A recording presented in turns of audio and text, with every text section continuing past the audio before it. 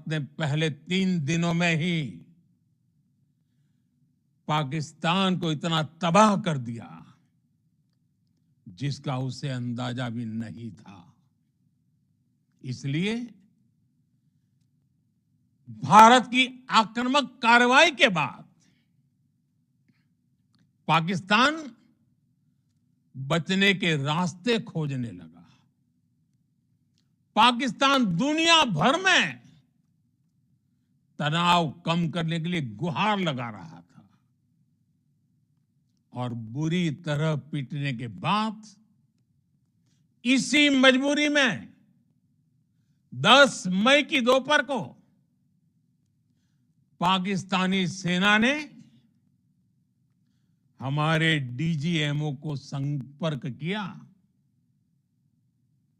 तब तक हम आतंकवाद के इंफ्रास्ट्रक्चर को बड़े पैमाने पर तबाह कर चुके थे। आतंकियों को मौत के घाट उतार दिया गया था। पाकिस्तान के सीने में बसाए गए आतंक के अड्डों को हमने खंडहर बना दिया था। इसलिए जब पाकिस्तान की तरफ से गुहार लगाई गई, पाकिस्तान की तरफ से जब ये कहा गया कि उसकी ओर से आगे कोई आतंकी गतिविधि और सैन्य दुस्साहस नहीं दिखाया जाएगा, तो भारत ने भी उस पर विचार किया। और मैं फिर दोहरा रहा हूं, हमने पाकिस्तान के आतंकी और सैन्य ठिकानों पर अपनी जवाबी कार्रवाई को अभी सिर्फ स्थगित किया है। आने वाले दिनों में हम पाकिस्तान के हर कदम को इस कसौटी पर मापेंगे कि वो क्या रवैया अपनाता है। साथियों, भारत की तीनों सेनाएं, हमारी एयरफोर्स, हमारी आर्मी और हमारी नेवी, हमारी border security force BSF, Bharat के अर्धसैनिक बल लगातार अलर्ट पर है। सर्जिकल स्ट्राइक और एयर स्ट्राइक के बाद अब ऑपरेशन सिंदूर आतंक के खिलाफ भारत की नीति है। ऑपरेशन सिंदूर ने आतंक के खिलाफ लड़ाई में एक नई लकीर खींच दी है। एक नया पैमाना, न्यू नॉर्मल तय कर दिया है। पहला, भारत पर आतंकी हमला हुआ तो मुंह तोड़ जवाब दिया जाएगा। हम अपने तरीके से, अपनी शर्तों पर जवाब देकर रहेंगे। हर उस जगह जाकर कठोर कार्रवाई करेंगे जहां से आतंक की जड़ें निकलती हैं। दूसरा, कोई भी न्यूक्लियर ब्लैकमेल भारत नहीं सहेगा। न्यूक्लियर ब्लैकमेल की आड़ में पनप रहे आतंकी ठिकानों पर भारत सटीक और निर्णायक प्रहार करेगा। तीसरा, हम आतंक की सरपरस्त सरकार और आतंक के आकाओं को अलग अलग नहीं देखेंगे। ऑपरेशन सिंदूर के दौरान दुनिया ने पाकिस्तान का वो घिनौना सच फिर देखा है जब मारे गए आतंकियों को विदाई देने पाकिस्तानी सेना के बड़े बड़े अफसर उमड़ पड़े। स्टेट स्पॉन्सर्ड टेररिज्म का ये बहुत बड़ा सबूत है।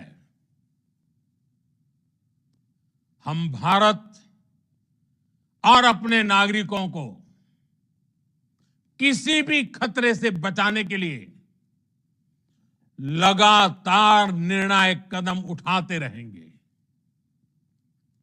साथियों, युद्ध के मैदान पर हमने हर बार पाकिस्तान को धूल चटाई है और इस बार ऑपरेशन सिंदूर ने नया आयाम जोड़ा है।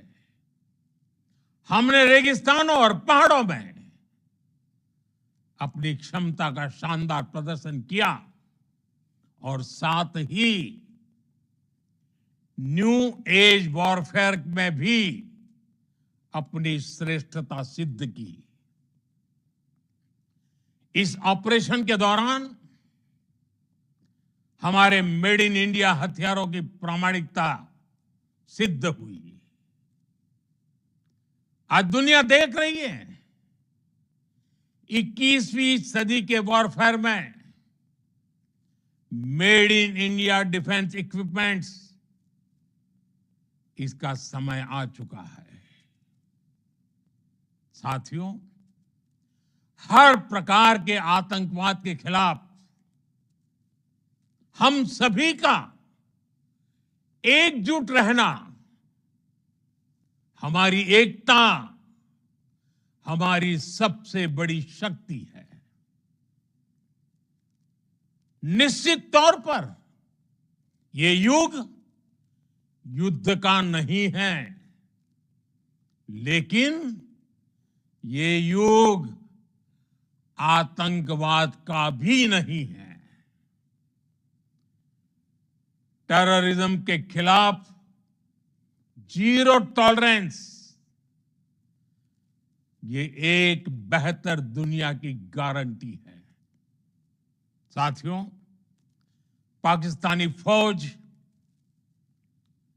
पाकिस्तान की सरकार जिस तरह आतंकवाद को खाद पानी दे रहे हैं, वो एक दिन पाकिस्तान को ही समाप्त कर देगा।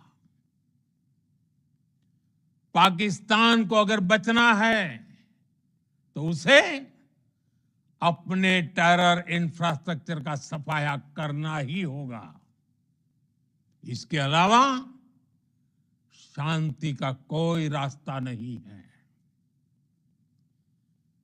भारत का मत एकदम स्पष्ट है।